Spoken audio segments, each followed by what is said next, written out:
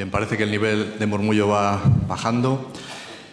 Antes de presentar al siguiente conferenciante, vamos a hacer un epílogo, quería hacer un epílogo del anterior y quería destacar aquí y poner en valor la labor que hace el Ministerio de Educación, especialmente en su acción exterior.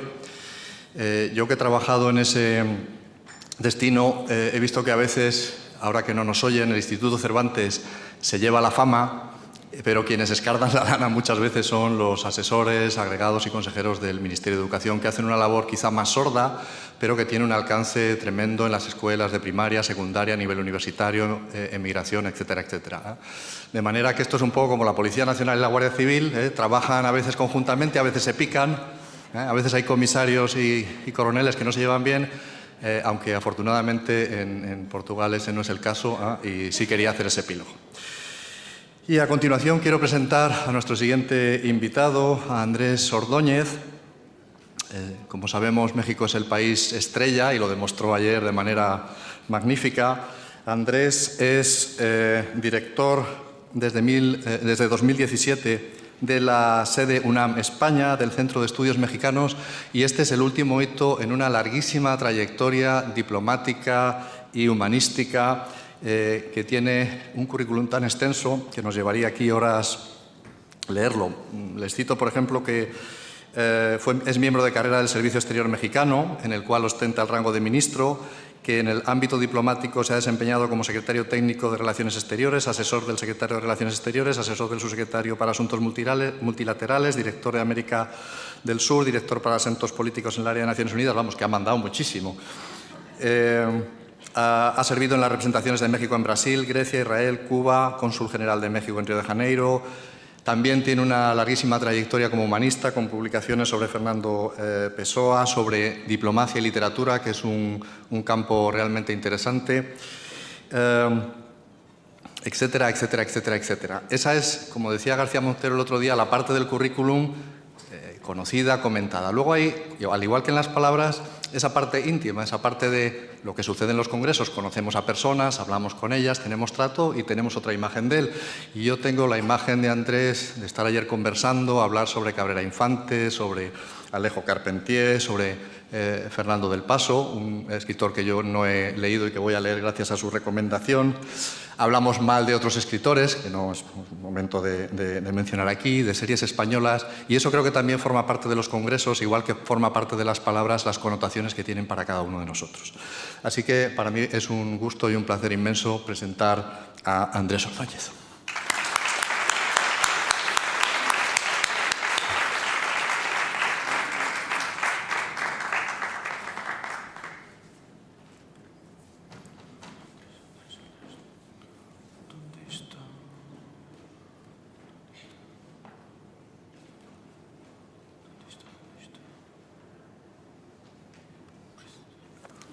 Acho que é esse aqui. Este.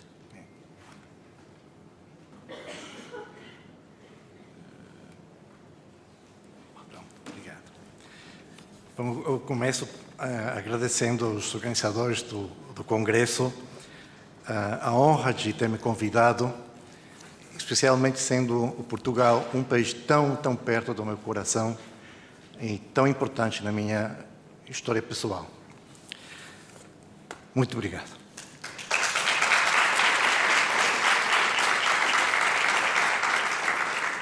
La encomienda que tengo es exponer a ustedes el proceso y el sentido del programa de internacionalización de la Universidad Nacional Autónoma de México. Y este proceso es mi convicción. Para ser cabalmente entendido, es bueno insertarlo en la historia de la institución y en la importancia de la misma en la vida institucional, cultural, por supuesto educativa, de la nación mexicana.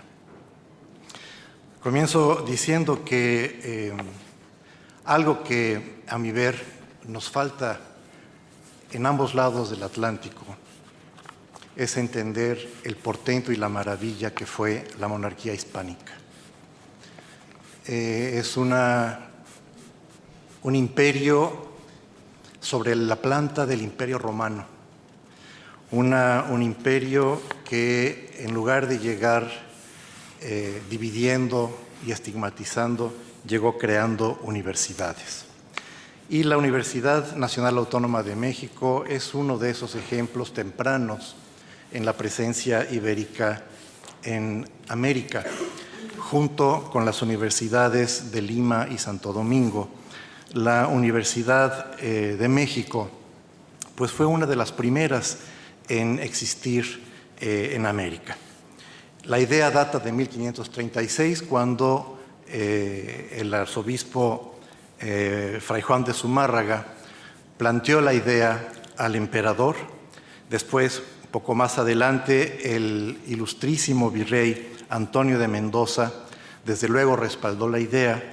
La corona la aprobó en 1547 y finalmente, en 1551, se expide la cédula de creación de la Real y Pontificia Universidad de México, para que el 25 de enero del 53, del siglo XVI, iniciara sus funciones la Universidad de México. La historia de la Universidad de México es acorde también con los avatares de la historia nacional. Contrariamente al siglo XIX brasileño, el nuestro se caracterizó por una constante y violenta inestabilidad, resultado de las pugnas entre dos proyectos de nación. Ay, espérame, ya me estoy saltando una... Perdón mi torpeza. Es que no sé cómo... Creo que mejor me voy por aquí.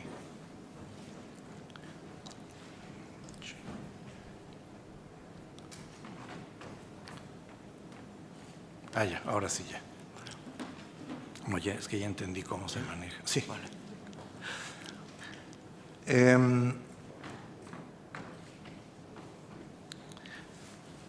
En 1778 se abre la Real Escuela de Cirugía, en 1792 el Real Colegio de Minería.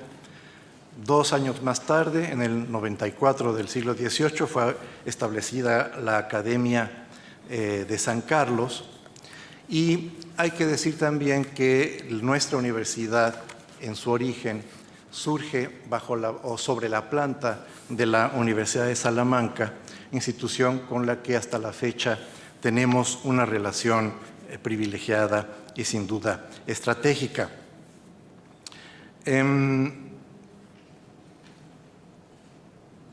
Perdón que... Ya. A principios del... ¿Perdón? No, es que todavía no quiero proyectar la siguiente. Sí, muchas gracias. A principios del siglo XIX, cuando Francia invade España de camino a castigar a Portugal por su alianza histórica con Inglaterra, en Nueva España se lee esa intromisión como motivo suficiente para romper el pacto político que nos vinculaba con la corona española, en razón de que el rey Fernando VII había sido obligado a enajenar la soberanía en un monarca francés. Y esto determina la independencia de México. El grito de independencia inicial, en septiembre de 1810, es «Viva Fernando VII, muera el mal gobierno, mueran los gachupines». Entendidos los gachupines no como los españoles, sino como los malos españoles al servicio de Napoleón.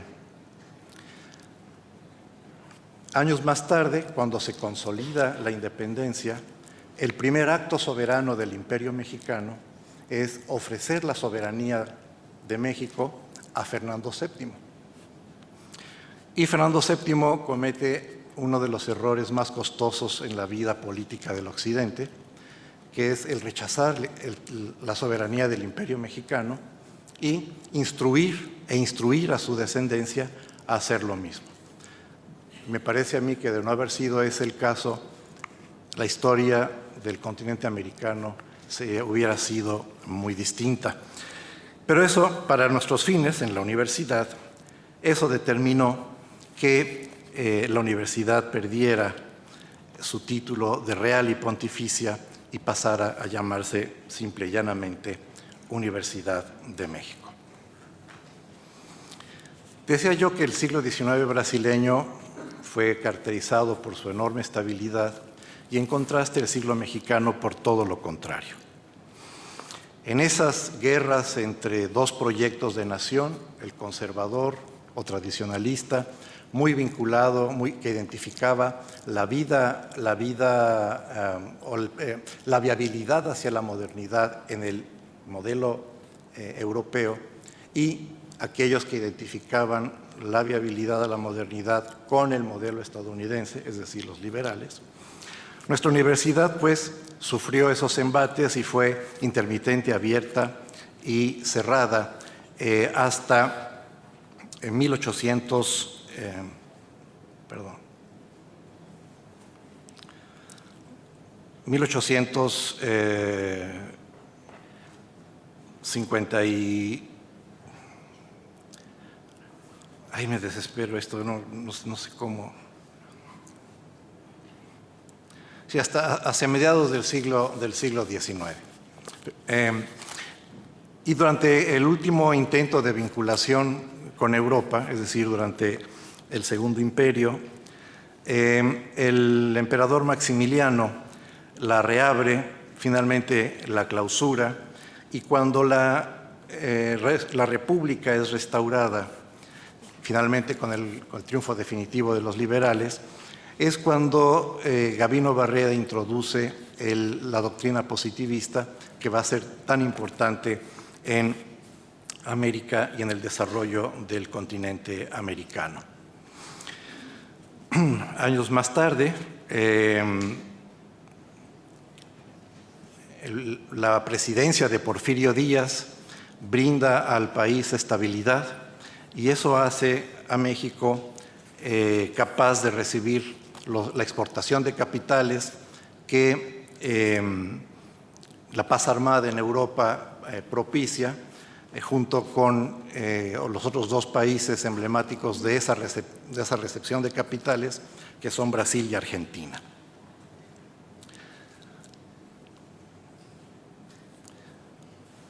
Y estas dos figuras son muy importantes en esta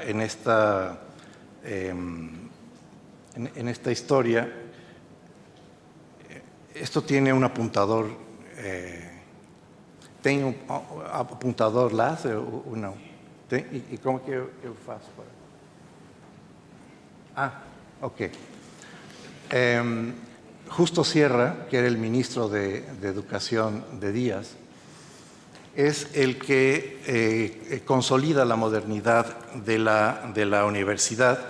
Y este señor de acá, José Vasconcelos, discípulo directo de Justo Sierra, es el que va a proyectar la Universidad de México hacia su situación contemporánea. Es gracias a Vasconcelos que la Universidad Nacional Autónoma de México se configura tal como es hoy.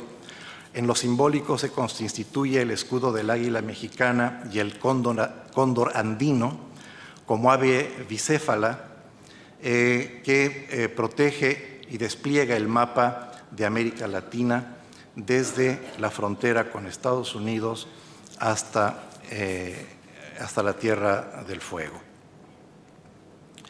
También es en este periodo cuando se establece el lema de la UNAM, que es "Por mi raza hablará el espíritu", y esto está fundado sobre la premisa también de José Vasconcelos, de que él decía: nuestro continente nuevo y antiguo está predestinado a contener una quinta raza, la raza cósmica, de la cual se consumará la unidad.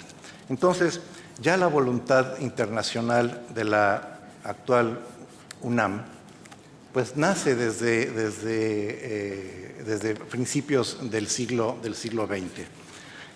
Ya ayer nuestra colega Ana Elena González Treviño nos hablaba del primer esfuerzo de internacionalización en 1921 con la Escuela de Extensión en San Antonio, en Texas. Y esto me lleva también a decirles que el proyecto de internacionalización actual de la UNAM está fundamentado sobre la certeza nuestra de que el mundo posterior a la Guerra Fría constituye una enorme ventana de oportunidad para todos aquellos que hablamos español. ¿Por qué? Porque hoy en día vivimos el surgimiento de un esquema multipolar como alternativa al antiguo esquema bipolar de la Guerra Fría. Y en esa reconstrucción de la arquitectura mundial, por primera vez el Occidente no lleva la voz cantante. De manera que un polo de civilización como el que constituye el polo panhispánico, caracterizado por su o transculturalidad, por su carácter transatlántico, transracial, representa verdaderamente la oportunidad para crear un polo de coordinación para la defensa de nuestros intereses en un mundo en transformación hacia el siglo XXI. Los siglos XIX y XX fueron siglos traumáticos en la medida en que debimos, en ambos lados del Atlántico, construir una identidad negativa. Yo soy yo porque no soy tú. El siglo XX nos obliga a pensar de otra manera. Yo soy yo, tú eres tú, pero yo me reconozco en ti y te reconozco en mí. Y eso, en términos estratégicos, es una riqueza que muy pocos núcleos poblacionales en la realidad contemporánea poseen. De manera que estamos obligados a reconfigurar nuestro marco de pensamiento. La realidad contemporánea es muchísimo más compleja que nuestro aparato crítico y estamos obligados, insisto, a reconstruir el aparato crítico, incluso para definir las fronteras de nuestra cultura. Seguir hablando de América Latina como un consolidado, o de Iberoamérica como un consolidado limitado por el río Bravo al norte y la Tierra del Fuego al sur, es un error porque hoy América Latina comienza por lo menos en Nueva York. Por lo menos en Nueva York, ¿no? Y esa potencia que nos caracteriza, ¿no? Y sus manifestaciones concretas producen reacciones perversas. Yo diría que así como la violencia contra las mujeres revela en realidad la irrupción definitiva de lo femenino en la realidad contemporánea, en términos discursivos y de construcción de realidad, de igual manera, el estúpido discurso de Donald Trump revela la irrupción definitiva del mundo hispánico en una realidad contemporánea al norte, ¿no?, que es irrefrenable. De manera que es esto también lo que inspira a nuestra universidad.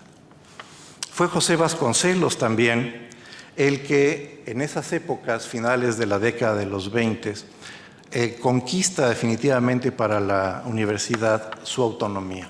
Autonomía quiere decir que no le rinde cuentas al Ministerio de Educación, no le rinde cuentas más que a su población, ejerce su presupuesto de manera autónoma, y todo ello ha implicado retos y oportunidades. Retos porque no ha habido gobierno, ni lo dejará de haber, que no haya pretendido acotar la autonomía, y oportunidades porque esa autonomía ha permitido una capilaridad social histórica y una contribución permanente a la democratización del país. Y esto también hace de la universidad algo sumamente peculiar en términos de su importancia nacional. El ciclo de maduración de la universidad se cierra en los años 30 con la llegada del exilio republicano español. Con el exilio republicano español llega pues toda la tradición de Giner de los Ríos, ¿no? Y toda una playa de académicos que lo que hacen, además de alimentar la vida educativa, consolida las prácticas académicas de nuestra universidad. De manera que hoy en día nuestra universidad la componen 356.530 alumnos en esta distribución, ¿no? Y estos son el número de investigadores y académicos, ¿no? Que conforman nuestra planta docente. Todos ellos repartidos en esta distribución de facultades, escuelas, centros e institutos de investigación.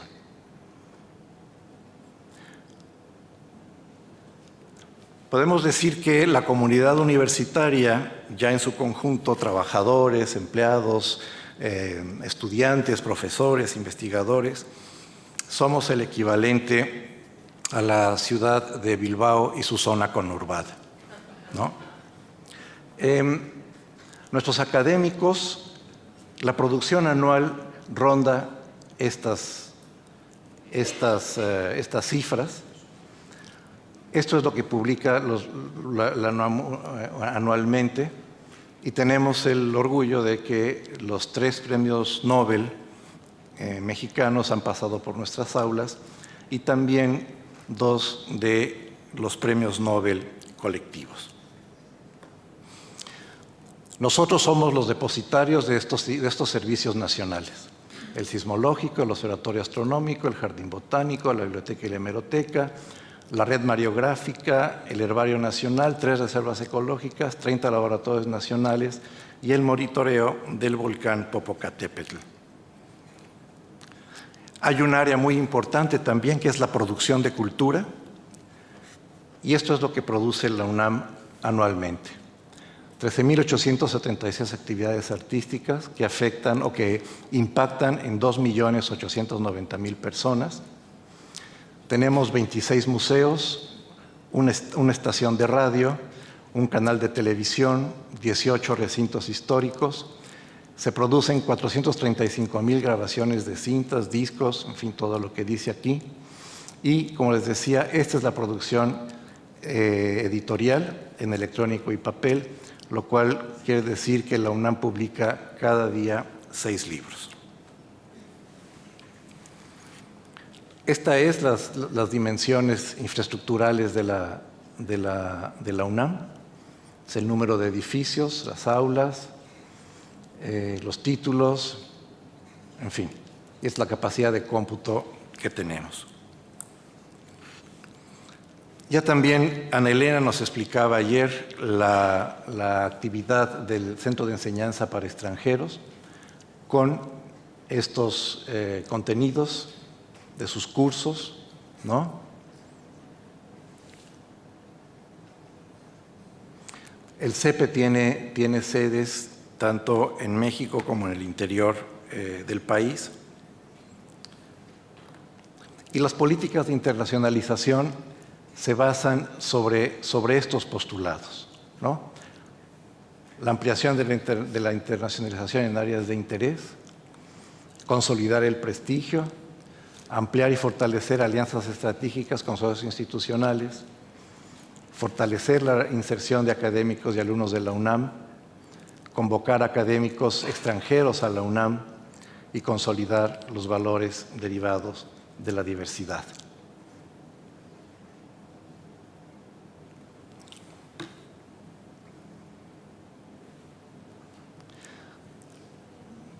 Para aterrizar lo anterior, estos son los instrumentos con los que contamos.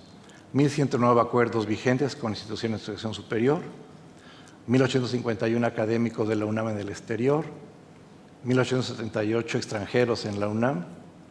Este es el número de nuestros alumnos que están en el exterior y estos son los extranjeros que están en nuestras aulas.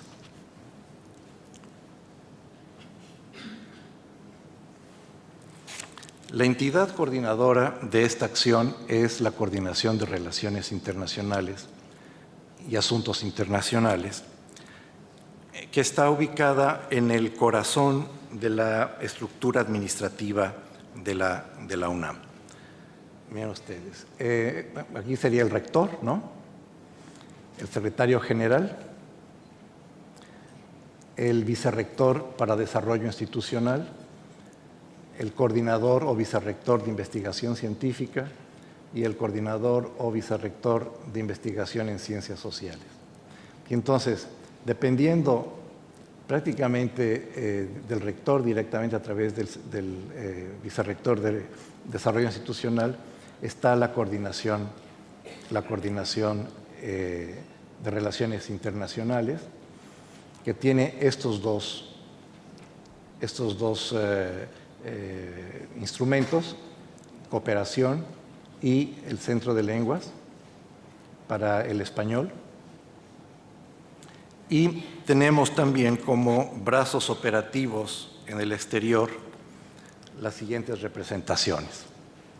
En América, en el continente americano, tenemos en América del Norte San Antonio, Ottawa y Chicago, que además de ser instrumentos para avanzar los objetivos que antes he mencionado, tienen también a su cargo la enseñanza del idioma español. Estos otros son centros de estudios mexicanos, es decir, representaciones de política académica, si me permiten decirlo así, en Estados Unidos. Aquí falta señalar el Centro de Estudios Mexicanos en San José de Costa Rica. En Europa tenemos 4, Reino Unido a cargo de Ana Elena, está París, nuestro socio estratégico en París es la Sorbona, está Berlín, nuestro socio es la Universidad Libre, y está España, y en España nuestro socio es el Instituto Cervantes. Y con el Instituto Cervantes llevamos a cabo este esfuerzo que ya mencionaba mi querido amigo Luis García Montero del día de ayer, de establecer, junto con Salamanca y Buenos Aires, un sistema internacional de evaluación de la lengua española. Para nosotros, desde luego, España pues, es el socio privilegiado, sobre todo en este razonamiento de constituirse como un polo de civilización. Y la verdad es que no podía ser mejor esta sociedad, la cual fue incluso instituida durante la visita de los reyes de España a México hacia 2013.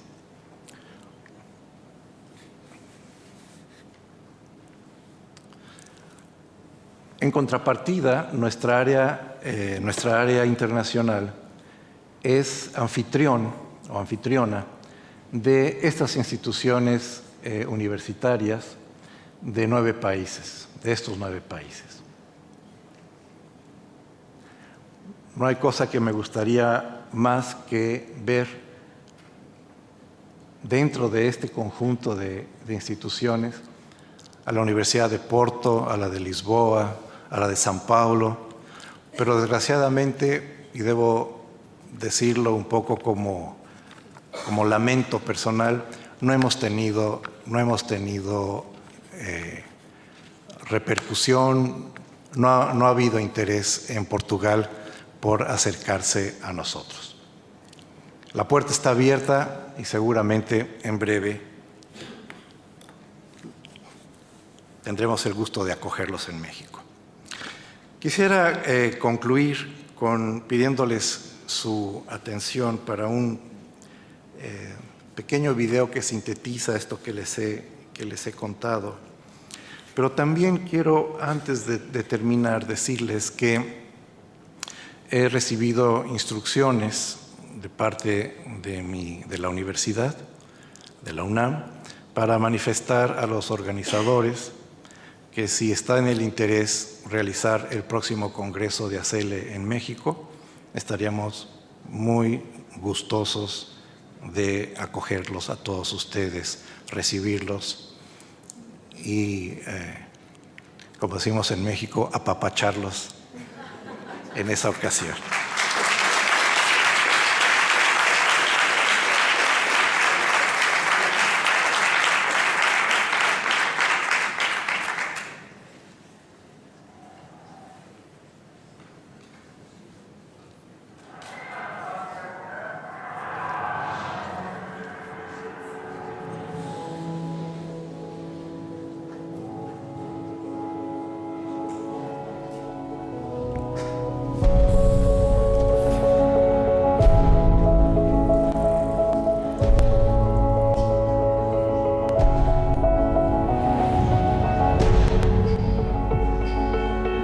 Somos un proyecto educativo fundamental en la historia, en el presente y para el futuro de México.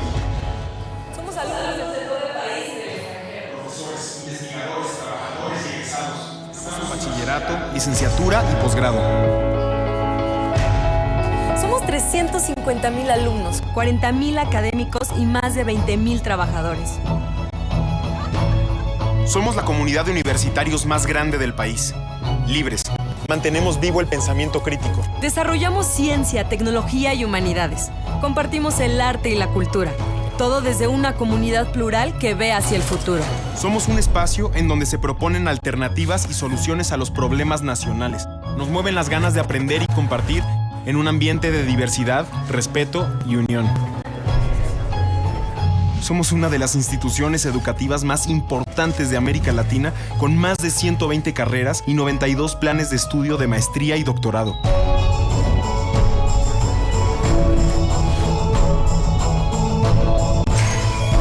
Nuestros académicos publican en las revistas de mayor prestigio internacional. Su trabajo abarca áreas que van desde la filosofía hasta las ciencias nucleares. En el 2009 se nos distinguió con el Premio Príncipe de Asturias. Y los 3 premios Nobel que México ha dado al mundo pasaron por nuestras aulas.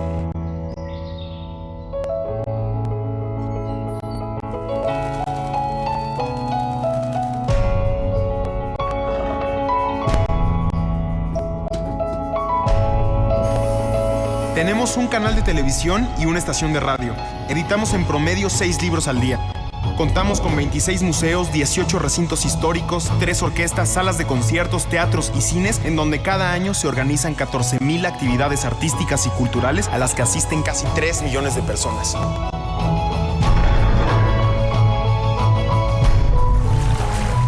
Ofrecemos más de 50 disciplinas deportivas para promover la salud, fortalecer los valores sociales y favorecer el desarrollo integral del ser humano. Los equipos de fútbol, soccer y americano que representan al UNAM son símbolo de comunión para miles de mexicanos. Somos una universidad pública y estamos abiertos al mundo sin importar creencias religiosas, raza, orientación sexual, género, ideología política o situación económica.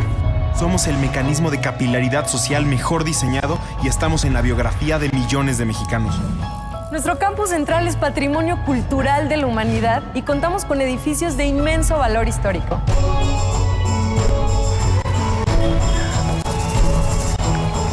Al UNAM la hacemos todos en donde estemos en 7 países además del nuestro y en todos los estados de la República. Celebramos la diversidad étnica y social de México y el mundo.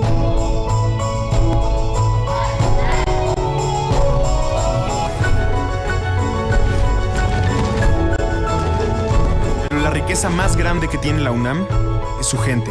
Actuamos en el mundo desde nuestro entorno, desde la identidad que cada uno crea y recrea en sus pasillos, oficinas, canchas, aulas, cafeterías, bibliotecas. Construimos ciudadanía.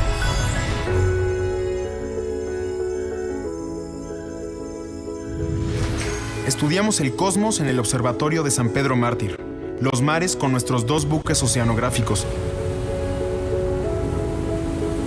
Y tenemos el Servicio Sismológico Nacional. Nuestros expertos monitorean los volcanes. En el herbario y en el jardín botánico resguardamos e investigamos plantas. Y en nuestras bibliotecas custodiamos y organizamos la memoria bibliográfica y hemerográfica de la nación. En la UNAM, juntos somos más. Forjamos el mañana. Nuestro momento es ahora. Somos la Universidad de la Nación.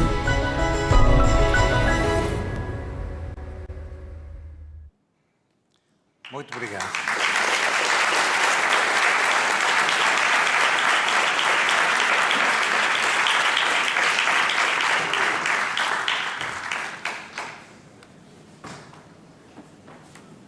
Perdón, sí, si hay alguna pregunta, observación. Muchísimas gracias.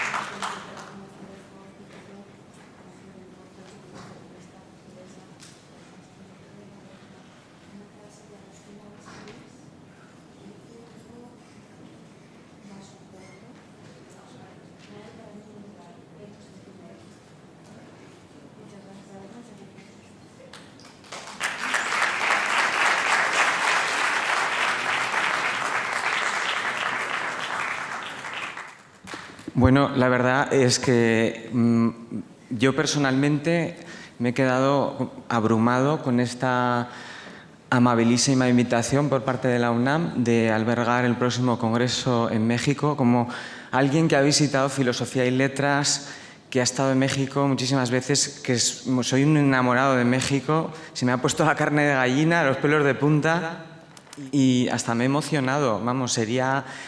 la verdad no tengo palabras de agradecimiento ya simplemente por el mero hecho de que hayáis pensado en Asele y de que hayáis imaginado que este proyecto podría cruzar el Atlántico y llegar hasta México. Entonces, muchísimas gracias de corazón por este gesto.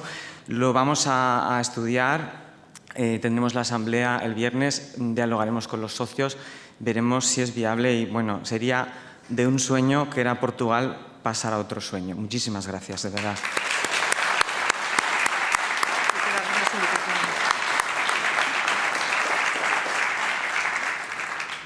Algunas indicaciones prácticas.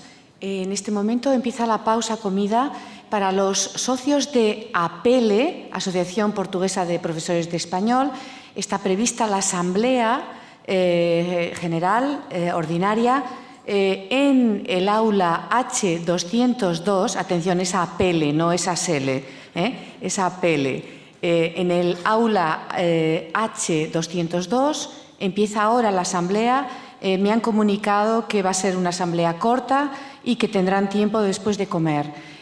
Por eso empieza ahora la asamblea en el aula, la asamblea de APL, repito, en el aula H202.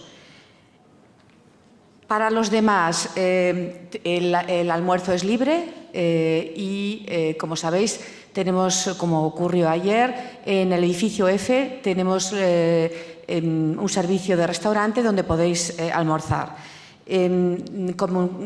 Comentar también con vosotros que el día 7, el sábado, tenemos previsto un crucero por el Duero, Douro.